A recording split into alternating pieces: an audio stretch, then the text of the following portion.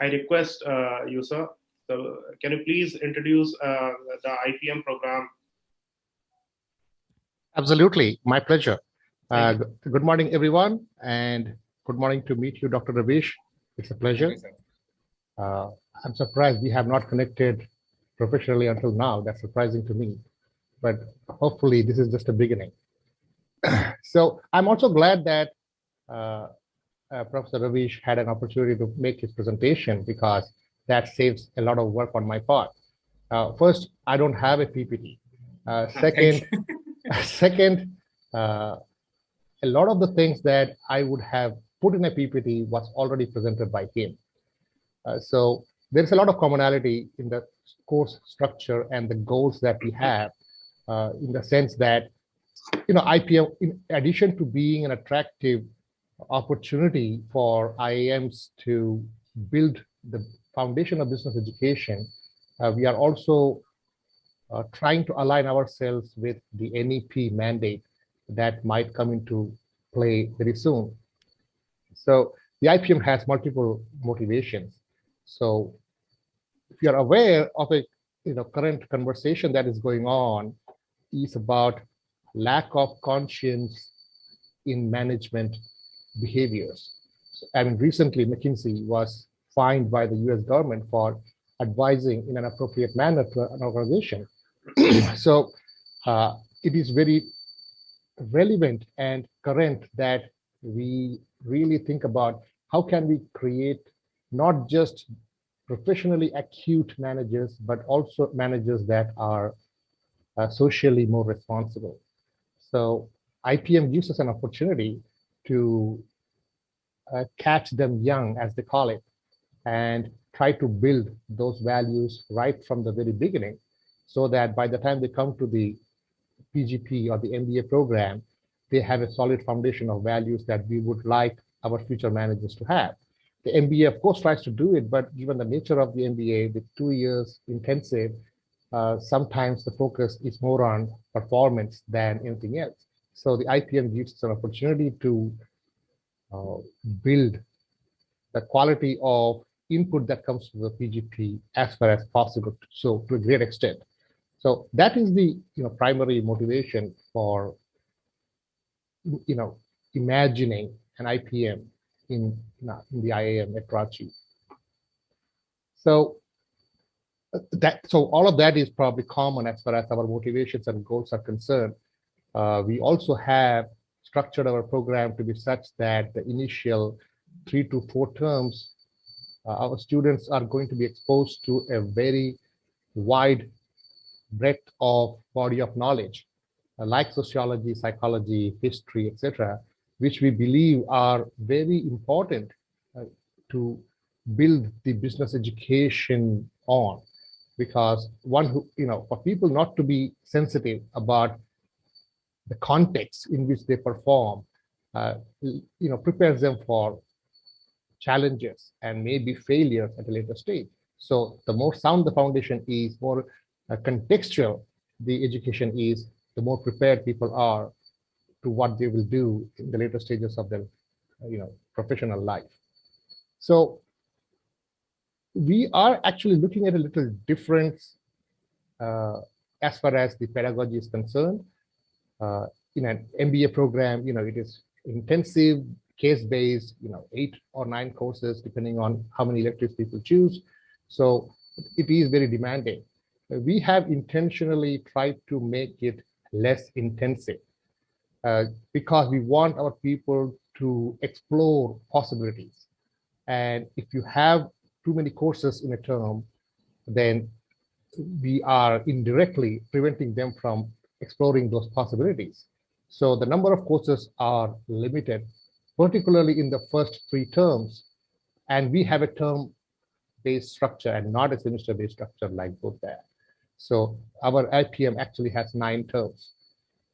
And we have 5 courses in the first 3 terms only, so that they have other opportunities. We are very sensitive of the fact that unlike our traditional students who are graduates and around 23 plus of age, our IPM students are going to be much younger and very impressionable in nature. So the first year and maybe the second year as well.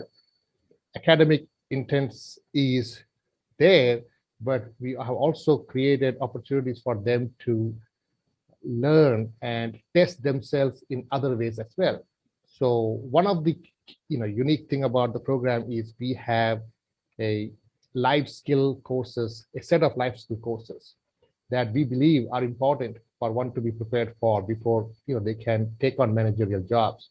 So making sure that they have these training before they get onto the regular PGP at the end of the third year will make our PGP also a lot more, effective. I guess that's the best word I can use at this point. So the students get an opportunity to be in a premier business school and develop capabilities that are not simply related to writing macros on Excel or developing PowerPoint presentations, but also something that is more core to being a good citizen. So that's the thing. We are also different as far as our admission process is concerned. I think we are, don't quote me, but I think we are the only program that has no age limit for our applicants. And the idea is that having an age limit is restricted to people who might have taken not the best decision previously and want to correct their education path, and we want to make that possibility for them. So there are no age limits, so we want to offer second chances to people. The second thing is we are using not just one, but 3 different tests as of now. So we are inviting applicants who take the SAT, who take the Ipmat of IIM Indore, or the Ipmat that IIM Budapest just referred to. So if you have taken any of these 3 tests, you are eligible to apply to our program.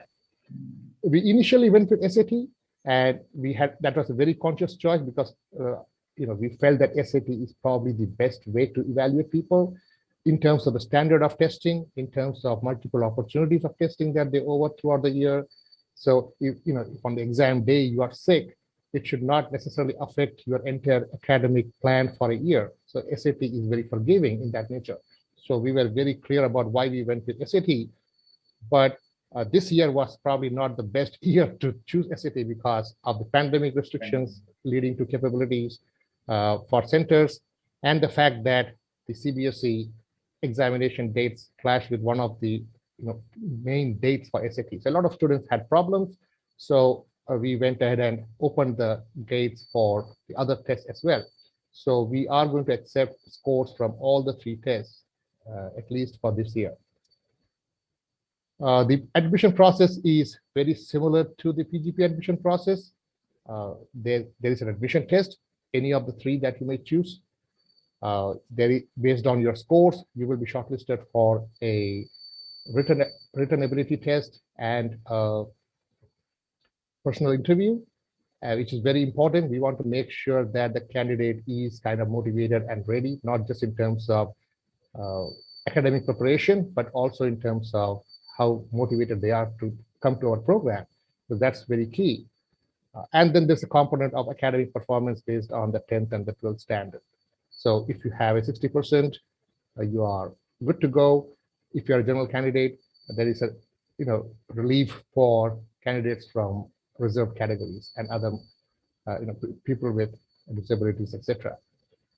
So it will be the test, the performance in the WAT and PI, and your academic performance. And we also have some points based on gender because we want to encourage representation from